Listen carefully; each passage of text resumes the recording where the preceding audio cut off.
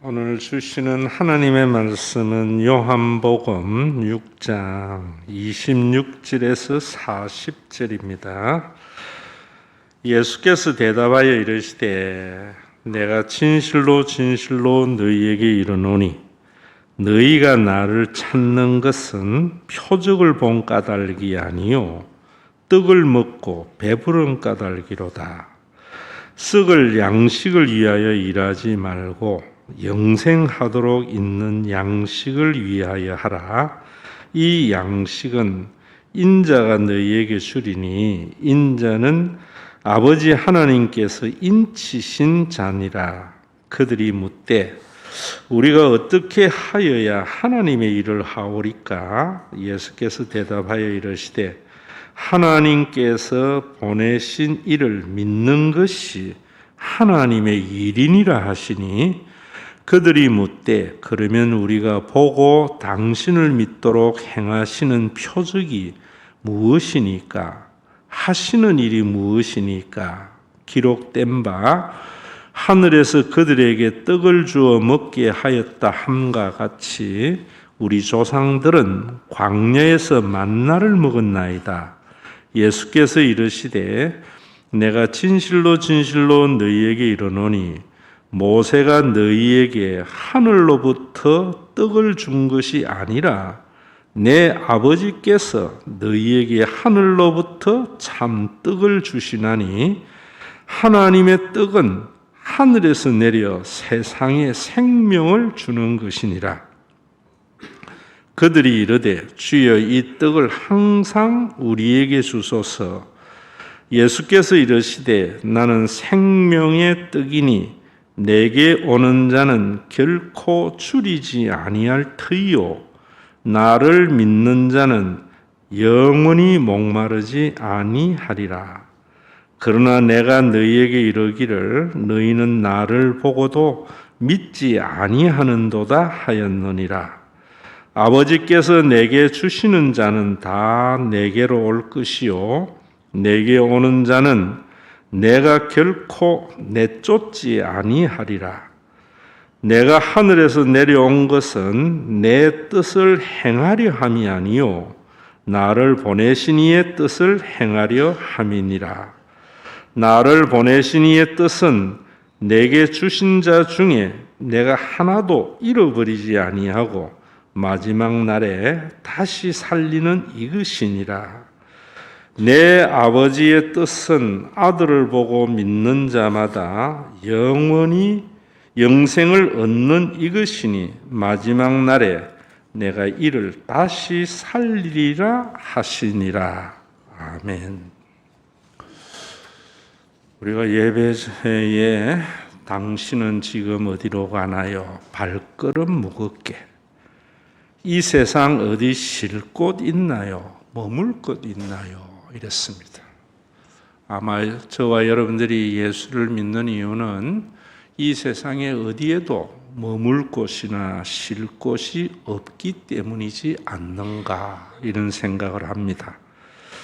그러면서 예수 안에는 안식이 있어요, 평안이 있어요, 넘쳐요 이랬는데 정말 여러분들이 예수를 믿고 신앙생활을 하면서 안식이 있고 평안이 넘치는 그런 삶을 경험하며 살아가느냐라는 것에는 많은 의문이 생깁니다.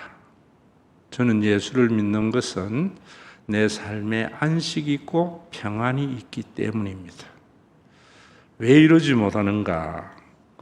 예수 믿으세요, 예수 믿으세요. 우리가 찬양했지만은 예수를 믿는 것이 무엇인지 아는 사람이 많지 않습니다. 왜 그런가?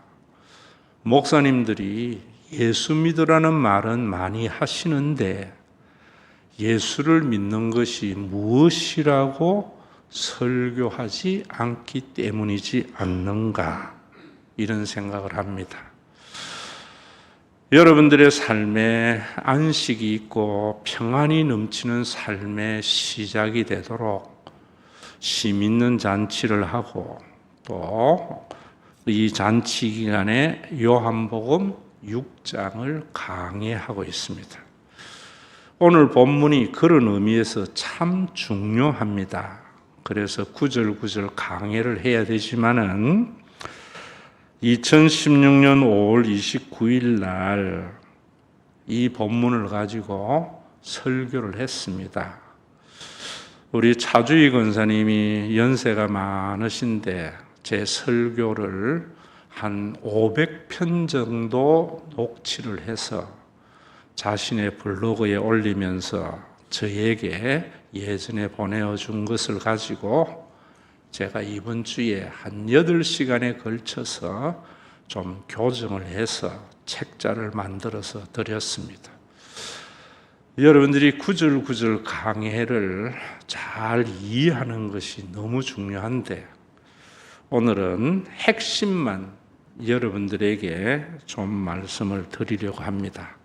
그러기 위해서 이 책을 꼭 좀 읽어봤으면 합니다. 왜 유대교에는 안식이 없고 평안이 없었는가? 왜 한국 교회는 다니면은 안식을 누리지 못하고 평안을 누리지 못하는가? 그것은 성경에 대한 오해 때문입니다. 성경에 대해서 오해하는 것은 그리스도에 대한 오해 때문입니다. 진짜 메시아는 어떤 분인가에 대한 제대로 된 선포와 해석이 없기 때문이지 않는가. 그래서 유대교는 종교적인 과업은 이루었을지 몰라도 교인들에게는 그 믿음이 그들의 삶을 학대하기도 했고 억압도 했습니다. 아마 저는 우리 한국 교회를 볼 때에 어쩌면은 그렇게 유대교하고 같은가 이걸 느껴서 목사가 된 겁니다. 오늘 그 본문이 너무나 그런 부분을 뚜렷하게 가르쳐 줍니다. 지난주에 이어서 우리가 계속 말씀을 드리지만은 예수님이 물고기 2마리와 떡 5덩어리를 가지고 5,000명을 먹인 표적입니다. 그 기적을 행하자 이들이 예수님을 왕 삼으려 했습니다. 그것은 진정한 표적의 의미를 모르기 때문에 한 행위였습니다. 그래서 예수님은 그들을 피하여 산으로 가셨다라고 말씀을 하면서 중간에 삽입절들이 있고 26절에 와서는 너희가 표적을 본 까닭이 아니요 너희 배부른 영혼이라 이렇게 말합니다. 예수님을 왕 삼으려고 하는데 너희가 표적을 본 까닭이 아니요 너희 배부른 영혼이라. 우리나라 국민들이 대통령을 왕 삼으려고 하는 것은 그리스도적인 사역이기 때문인데 우리 배불르게 해달라고 뽑기 때문에 대한민국이 이래 잘 살아도 평안이 없는 겁니다. 교회도 마찬가지라고 저는 생각합니다. 그러면은 그들이 왜 그랬는가? 그렇게 말씀을 하시면서 하나님이 하시는 말씀, 예수님이 하시는 말씀이 너희가 썩을 양식을 위하여 일하지 말고 영생하도록 있는 양식을 위하여 하라 라고 말씀을 하는 겁니다. 유대교는 썩을 양식을 위하여 일하는 자지 영생하도록 있는 양식을 위하여 일하는 자가 아니다 이런 말이죠. 한국의 교인들도 예수를 믿는다고 하면서도 썩을 양식을 위하여 일하는 자들이지 영생하도록 있는 양식을 위하여 일하는 자가 아니기 때문에 안식을 누리지 못하고 평안을 누리지 못합니다. 우리 대한민국 국민들이 썩을 양식을 위하여 일하는지 영생하도록 있는 양식을 위하여 일하지 않기 때문에 1인당 GDP는 높아져도 안식과 평안을 누리지 못합니다. 일이라고 하니까 유대인들이 다시 이래 묻습니다. 우리가 어떻게 하여야 하나님의 일을 한다는 말인가 하니까 예수님이 하나님께서 보내신 자를 믿는 것이 하나님의 일이다 이렇게 말을 합니다. 이 말씀에는 갈로 안의 내용이 참 많이 있습니다. 유대인들은 썩을 양식을 위하여 일하면서 하나님의 일을 한다고 하면서 한 것이 뭐냐면은 그들은 하루에 반드시 3번은 기도합니다.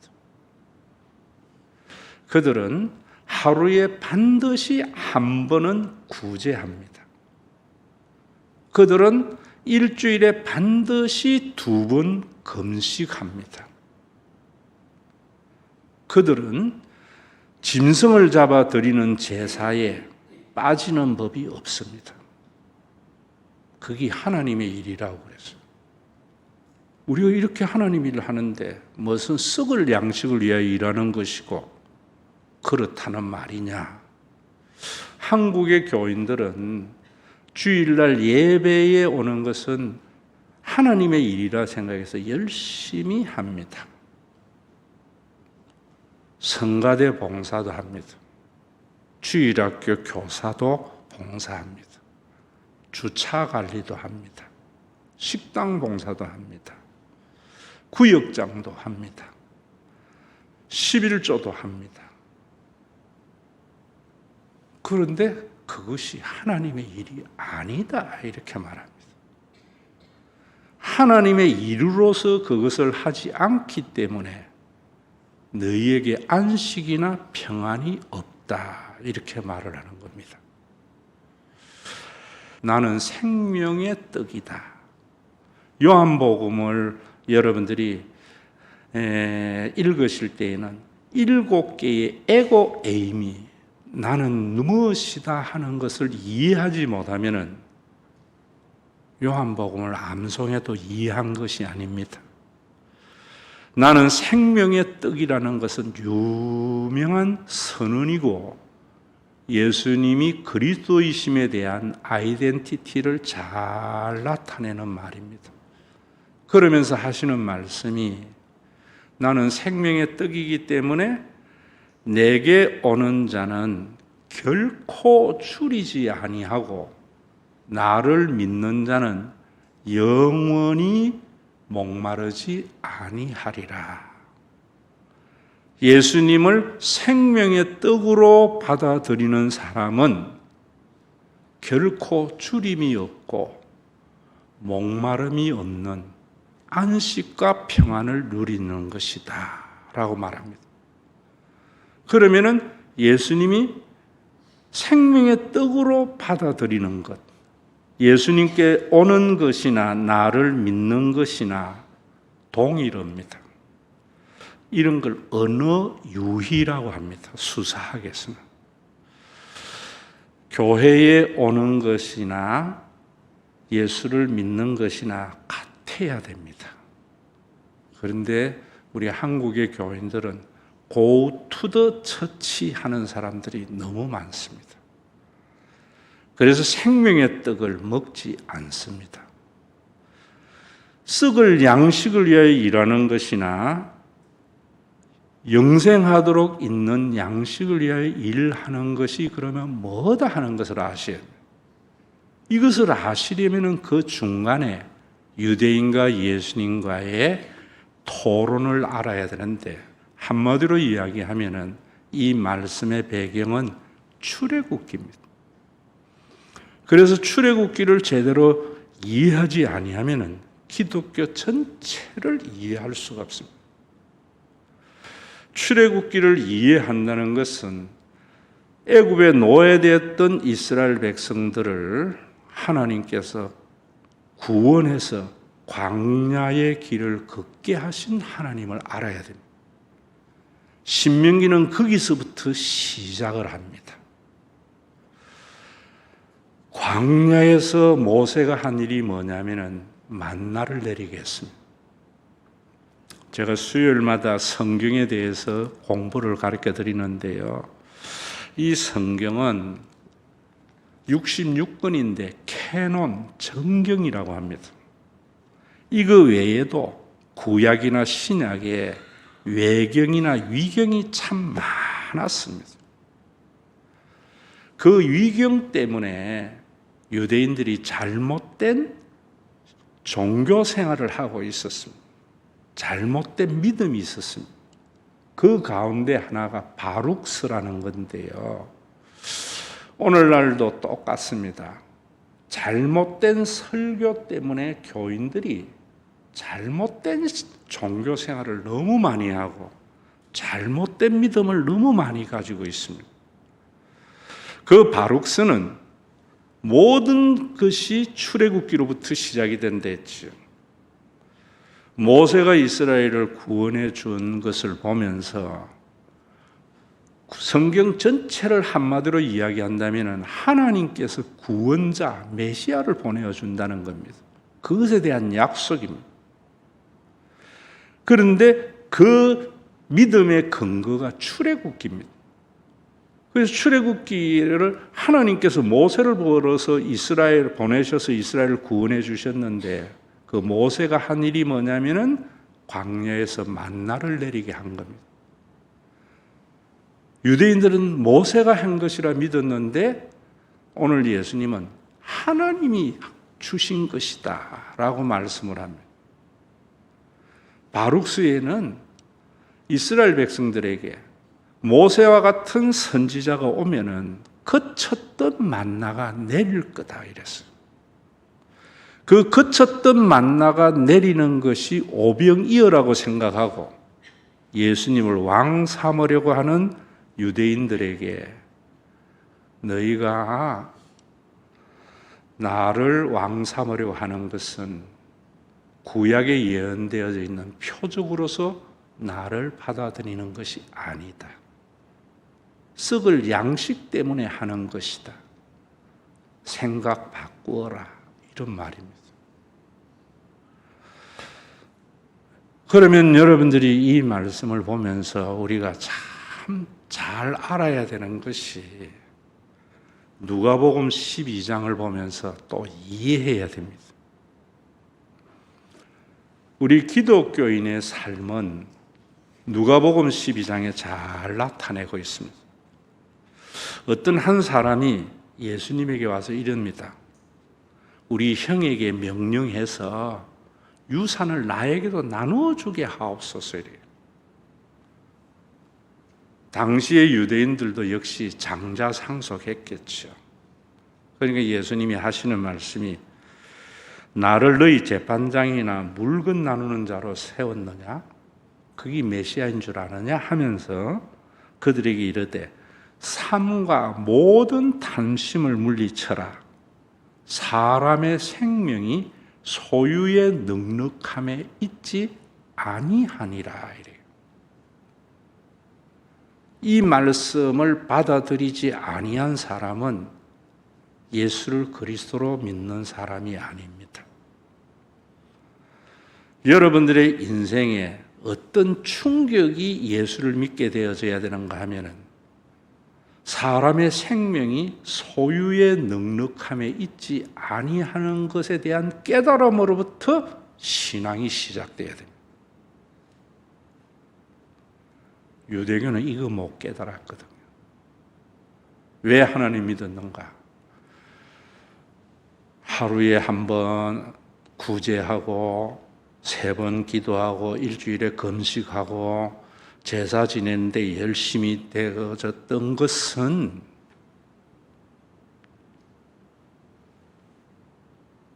더 많은 재물을 얻어서 내 삶을 안전하게 하고 소비의 즐거움으로 삼고 내가 더 많이 가짐으로 남들이에 군림하고 나의 그 소유를 잘 자식에게 물려줘서 우리의 자식의 삶이 더욱 안전해지도록 종교 생활했거든요. 한국의 교인들 중에 예수를 믿기 시작한 것이 사람의 생명이 소유의 넉넉함에 있지 아니하다라는 충격 때문에 예수를 믿기 시작한 사람이 얼마나 되느냐. 그러니까 안식도 평안도 누리지 못하는 종교 생활이 된다. 이런 말입니다. 좀 더 여러분들에게 말씀을 드린다면은 본인에게는 미안하지만 고소하면 고소받지요. 견밀이 남편 임영규라고 하는 탤런트가 있었습니다. 부모에게 한 200억 정도 유산을 받았습니다. 2, 3년 만에 미국에 가서 다 말리고 알거지 됐습니다. 언젠간 그가 TV에서 이야기할 때 보면은 미국에 가서 친구들하고 조수미를 자기 집에 불러서 파티하고 그렇게 날렸습니다.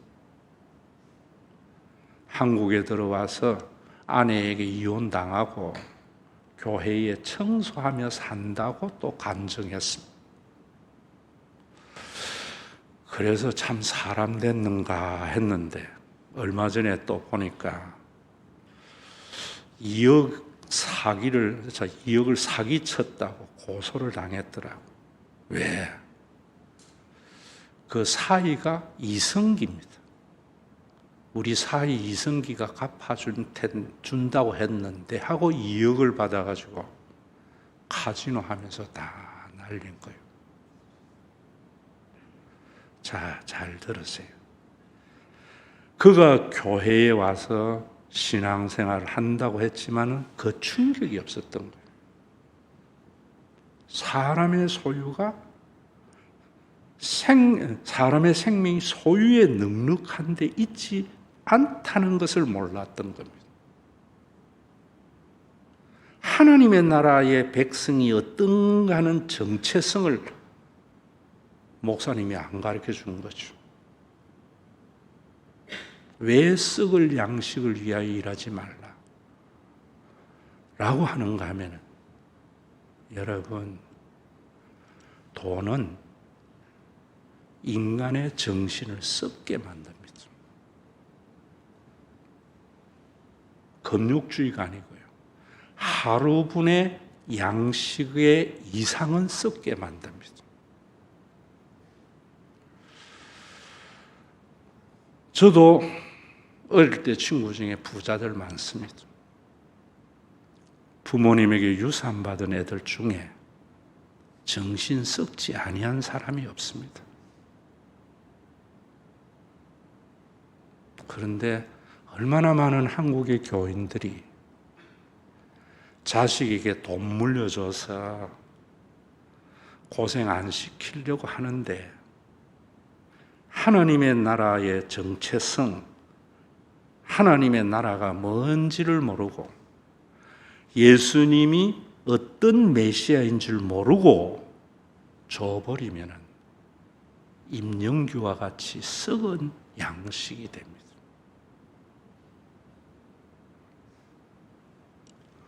그러면서 하시는 말씀이 이렇게 말합니다. 한 비유로 말씀하신데 한 부자가 있어 라고 말하면서 그 해에 소출이 풍성하니까 이 곡식을 쌓아둘 것이 어찌할꼬 하다가 곡간을 헐고 더 크게 짓고 그 곡식을 채워 넣습니다. 그에게 예수님이 하시는 말씀이, 오늘 밤에 네 영혼을 거두어 가면은 그것이 누구의 것이 되겠느냐?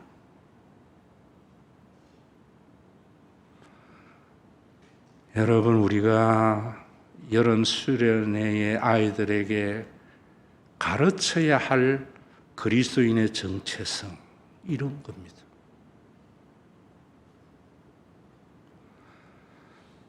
하나님의 나라 그러면서 하시는 말씀이 뭐라는가 하면은 공중에 나는 새를 보라, 들에 핀 백합화를 보라. 누가 입히지도 않아도 솔로몬보다 더 좋은 옷을 입고 누가 기르지 않아도 곳간에 쌓아놓지 않아도 먹이지 않느냐. 너희는 먼저 하나님의 나라와 그 의를 구하라. 그리하면 이 모든 것을 더하시리라. 이럴 때 예수님이 그리스도이신과 이 말씀의 의미와 사람의 생명이 소유에 넉넉한 데 있다라는 벼락을 맞아서 예수 믿던 사람이 아니면은 하나님의 일, 일주일에 한 번, 두 번 금식하고 하루에 한 번은 구제하고 세 번은 기도하고 11조 생활 잘하면은 이 모든 것 더 많은 부유함을 준다고 하지 않았나 이럽니다. 이 말씀을 또 마태복음이나 누가복음 보면은 그래서 성경을 연구하는 사람은 수사학을 알아야 됩니다. 인크루시오라고 합니다. 짝이라고 합니다. 무엇을 맞으실까, 무엇을 입을까, 무엇을 먹을까 염려하지 말라. 이는 이방인들이 구하는 것이다.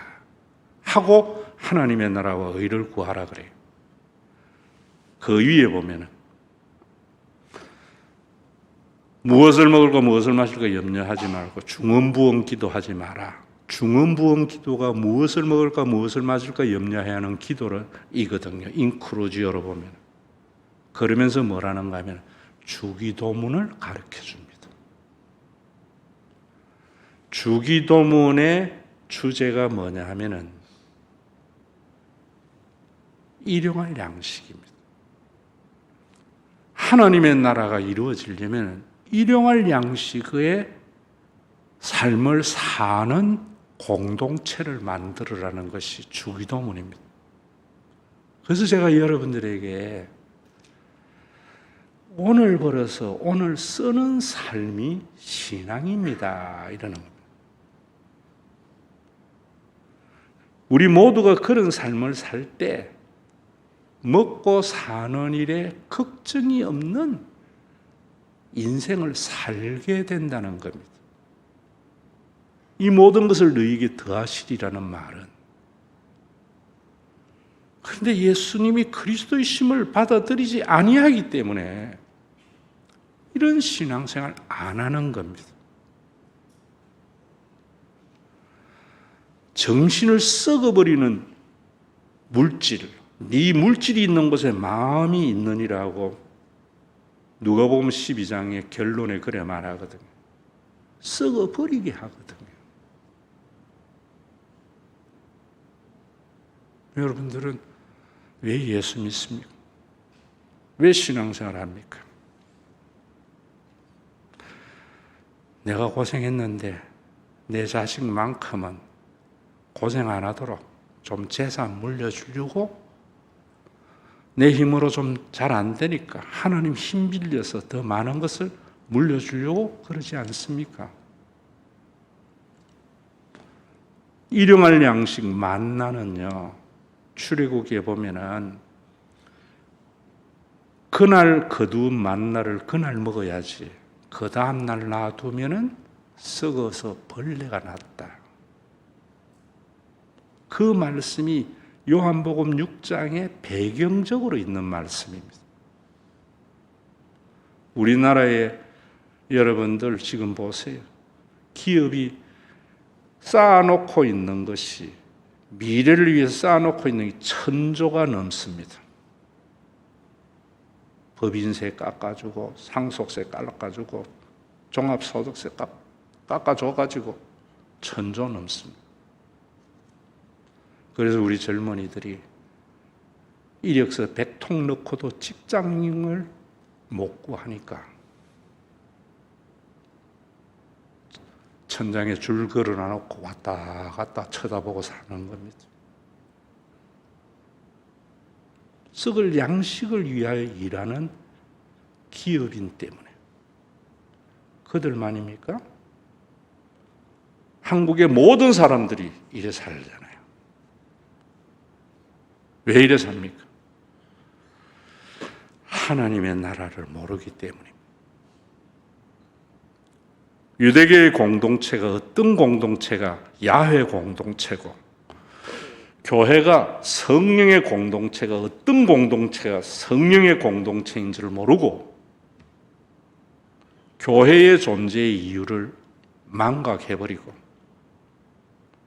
교인들에게 복 받는다 해서 헌신하고 봉사해서 종교적인 가업 성취, 땅 많이 사고 이미지 개선을 위해서 선교 좀 하고 사회에 좀 한원하고, 교회의 존재의 이유 두 가지입니다. 하나님의 나라 현재성에, 나중에 제가 삶 시제에 대해서 또 말씀을 드리겠지만, 지금 하나님의 나라를 위해서 신앙생활을 해야 되는데, 지금 하나님의 나라는 우리가 모든 사람이 그날 벌어서 그날 쓰는 삶을 살도록 교회를 만드신 주님입니다. 교회의 존재의 이유는 그래야 됩니다. 왜 우리가 돈 모읍니까? 살다 보면은 급한 일 생겨서 큰 돈 들어갈 때 대비하잖아요.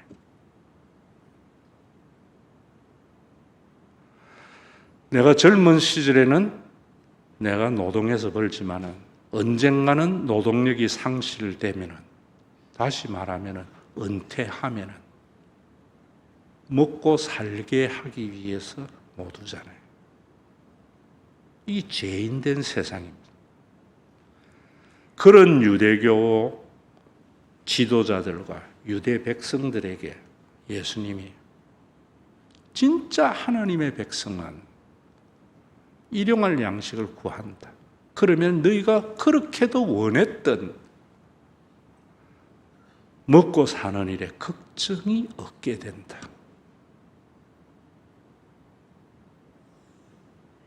그러기 위해서 교회를 선물로 준다. 이젠 유대교의 공동체가 아니라 성령의 공동체를 내가 준다. 그 교회의 존재의 이유는 두 가지입니다.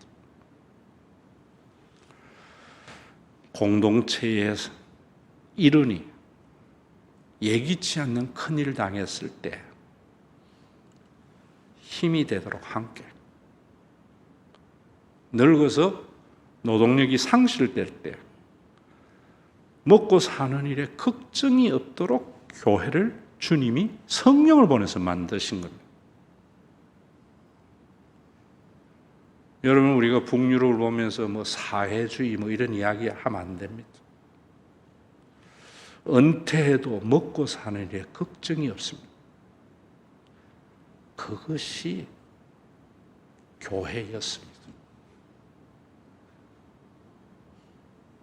저는 우리 교회가 겨자씨가 헌금 속에 담겨 있습니다. 다른 교회 없는 모습 있잖아요. 지난 주일도 제가 이 동네를 산책하는데 이만한 집사가 하의를 안고 운동하더라고. 봤는데 너무너무 잘생겼어요. 마치 내 같아. 웃도 안 하네. 그 하의를 볼 때에 울컥 감격해져요.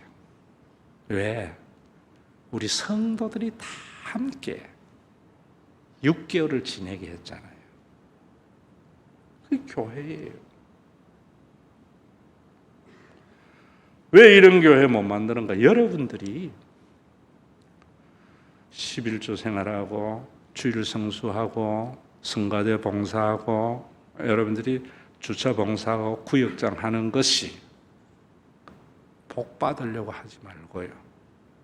교회 세우려고. 어떤 교회? 그런 교회 세우려고. 이 비전이 나에게만 있어가 되겠습니다. 우리 모두에게 공유될 때 대한민국을 부끄럽게 만드는 겁니다. 우리나라 1인당 GDP가 일본을 넘어섰답니다. 단순 계산하면 4인 가족의 평균 소득이 2억 원 돼야 됩니다. 그런데 우리 그 삶 못 살잖아요. 급한 일을 당하면 내가 해결해야 되니까 돈 모아야 되잖아요. 은퇴연금이 모자라니까 돈 모아야 되잖아요. 유대교입니다. 여러분들이 왜 신앙생활을 해야 되는가? 그 하나님의 나라를 위해서, 교회를 세우기 위해서. 그 교회가 그런 교회가 주님의 몸으로서의 성령 공동체가 됨으로 말미암아 세상 어디에도 쉴 곳 없는 곳에서 심이 되는 교회가 되어야 됩니다. 이거 하자고 32기 심잔치했습니다. 왜 안 되는가? 사람의 생명이 소유의 넉넉함에 있지 않다고 하는 이 말씀이 내 머리에 벼락을 치고 예수를 안 믿었기 때문입니다. 그래서 썩을 양식을 위해서 하루분의 양식을 주시는 하나님을 안 믿고 천년 만년 살 것 같은 양식을 주시는 내가 만든 신을 믿어서 종교생활하기 때문이죠.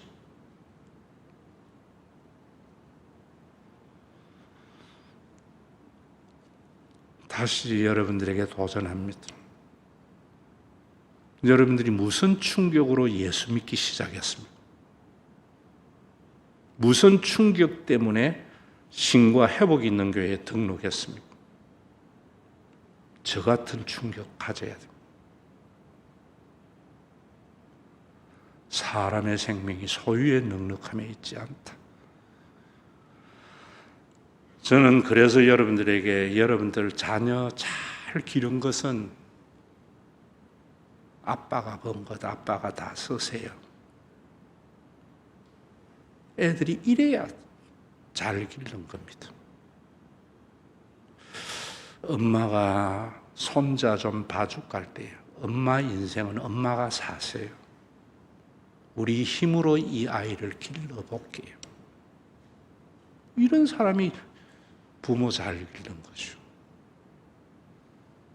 유대교의 오해는 성경에 대한 오해고 성경에 대한 오해는 예수의 그리스도에 대한 오해입니다.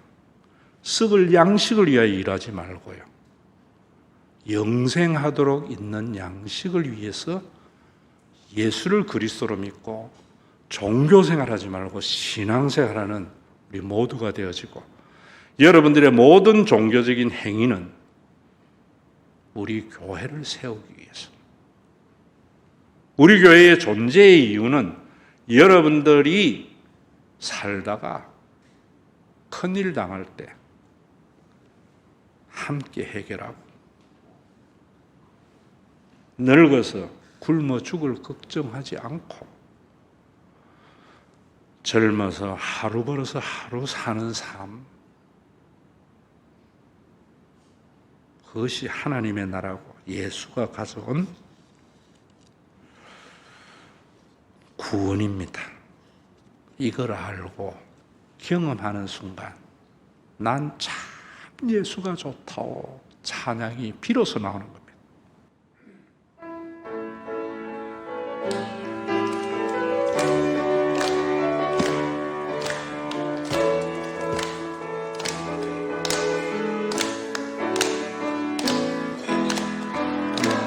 많은 사람들 참된 진리를 모른 채 주님 곁을 떠나갔지만 내가 만난 주님은 참 사랑이었고 진리고 소망이었소. 난 예수가 좋다. 난 예수가 좋다. 주를 사랑한다던 베드로 고백처럼 난 예수를 사랑한다. 진진자 내게로 오라. 내가 너를 쉬게 하리라. 이 길만이 생명의 길, 참 복된 길이라. 항상 내게 들려주셨소. 난 예수가 좋다. 난 예수가 좋다오. 사랑한다던 베드로 고백처럼 난 예수가 사랑한다오. 형제 자매여 참된 행복을 찾거든 예수님을 만나보세요. 그분으로 인하여 참 평안을 얻으며 나와 같이 고백할 거요. 난 예수가 좋다.